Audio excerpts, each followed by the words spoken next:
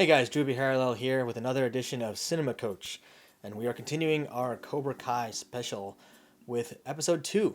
Spoiler alert, this does contain spoilers for Cobra Kai seasons 1 and 2 up to season 3 episode 2. So, if you haven't watched those or if you're curious about spoilers and you don't want to get spoiled, don't watch this. Watch the show, come back and watch this later. You've been warned.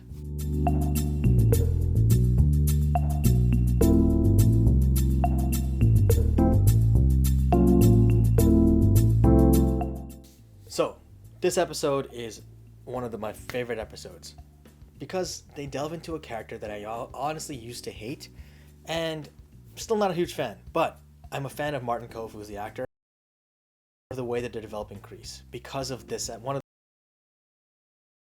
what happens later on in the season. They really delve into his character and his backstory and why he is the way he is, and it's actually pretty interesting.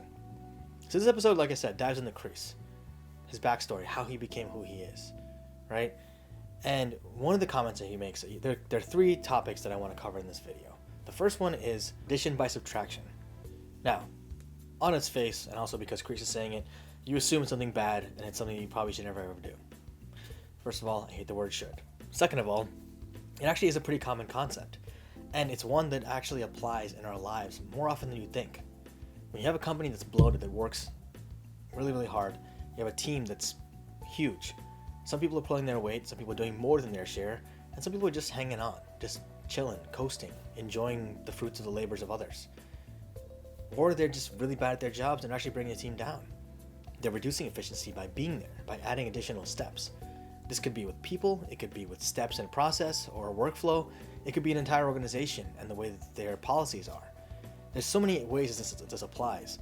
Addition by subtraction basically means by taking away elements of something, whether it's people, whether it's additional resources, whether it's whatever it is, you're actually contributing to the overall health of that organization or that system. Now that, again, that can apply in a workflow. For example, you have a client coming into you.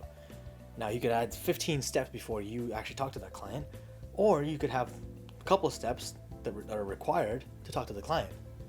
If your workflow is so bloated that you have extra steps in there that don't need to be there, that's addition by subtraction. You're adding to the client experience and to your ability to do your job by subtracting the extra steps.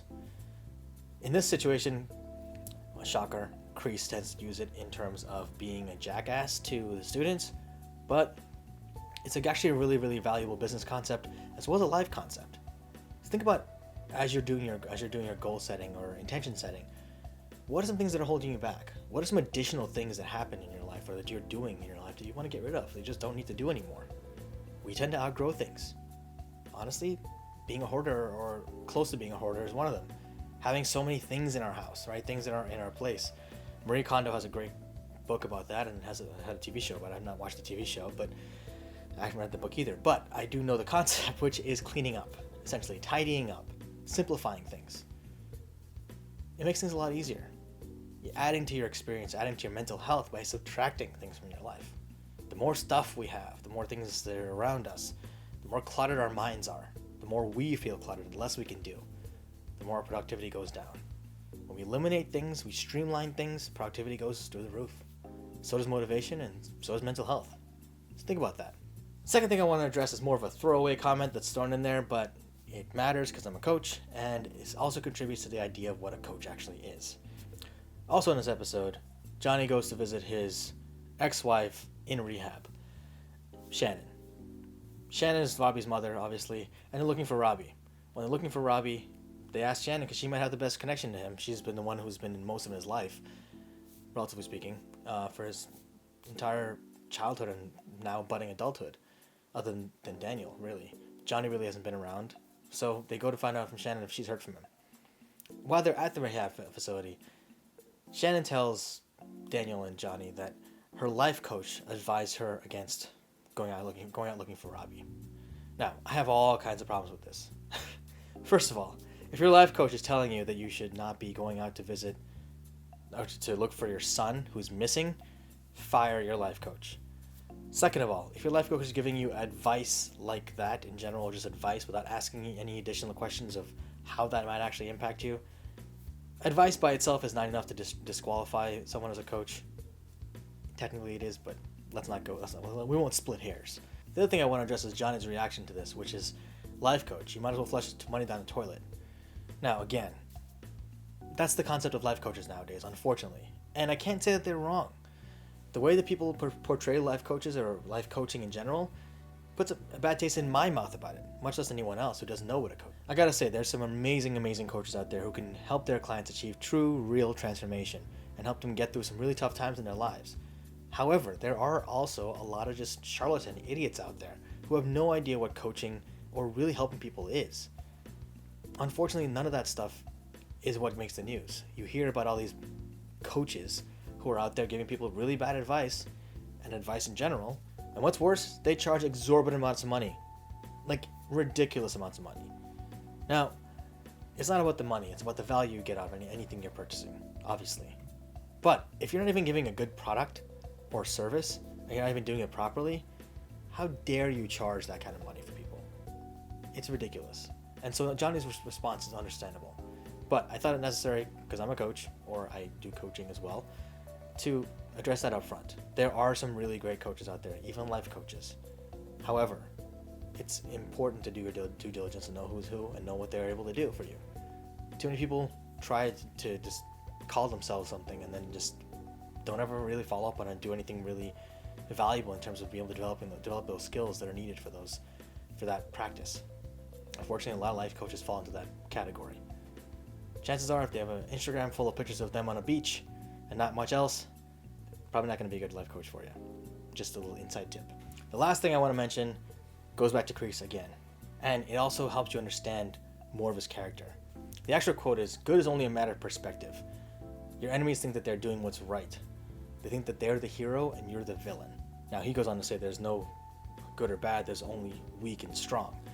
I will cut that and not say there's only weak and strong. I will say that there's only selfish and not selfish people. Because at the end of the day, it's not about good and bad.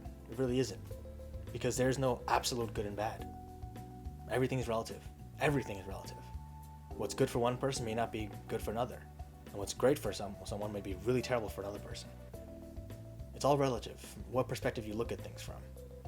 But there are people who consider other people's feelings, other people's impact, and everything else before they do something or before they go after something. Those are people who are not selfish. And then there's people who are selfish, who don't care, who are just greedy and don't really care about the impact on anyone else and will do whatever it takes to make them feel like they're on top or they're winners. Now, John Kreese in this scenario is actually not necessarily the bad guy because he's actually teaching them properly, partially. Unfortunately, he's twisting it a little bit to make it suit his needs and suit whatever he thinks that they want to hear, to turn them into warriors or whatever he thinks soldiers. But the reality is he's partially right. There is no absolute good or absolute bad. Now, there are things that are terrible that happen in the world. Obviously, I don't want to discount those things. But in terms of people, things that we do what we think is right in the moment or what we think we're doing. No one sets out to say, I am going to do evil today. Those are caricatures of villains. In comic books, in movies, in the oldest ideas of what's, stories and things that are supposed to be entertaining. But at the end of the day, those people don't really exist. People don't go out and say, I'm going to do evil for the sake of evil. They say, I'm going to do this because it benefits me somehow. They don't care what the impact is for everybody else, how bad things could get for other people, or who they're screwing over. That's what real evil looks like in today's world. They want power, they want money, they want influence. At any cost. That's what evil looks like. It's not just evil for the sake of evil. It's selfishness, extreme levels of selfishness. So I do partially agree with this, and that's why I wanted to call it out, because it's a huge, huge impactful thought. Everything is relative. There is no good, there is no evil. I guarantee you, if you think you're the hero in a situation and someone else is the villain, if they know the situation, they probably think you're the villain and they're the hero. It might be interesting to have a conversation with that person and find out how they think, how they see things. I mean, heck, Cobra Kai, the entire genesis of this series is about that concept. In the original movie, Daniel LaRusso was the good guy. He was the absolute hero of the show, of the movie, right? Johnny Lawrence was he's the bad guy, objectively, right? But then now, you look at this now, who are we rooting for?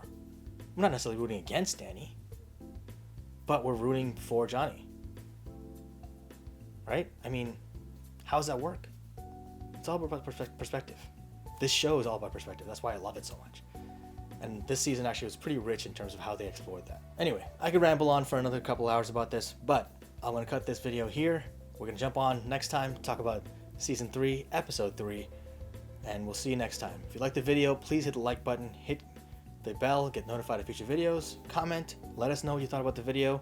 Let me know what kind of future videos you want to see, future series, future episodes. Happy to hear your thoughts in general. Take care, guys. Stay safe. And remember, no mercy. Take care.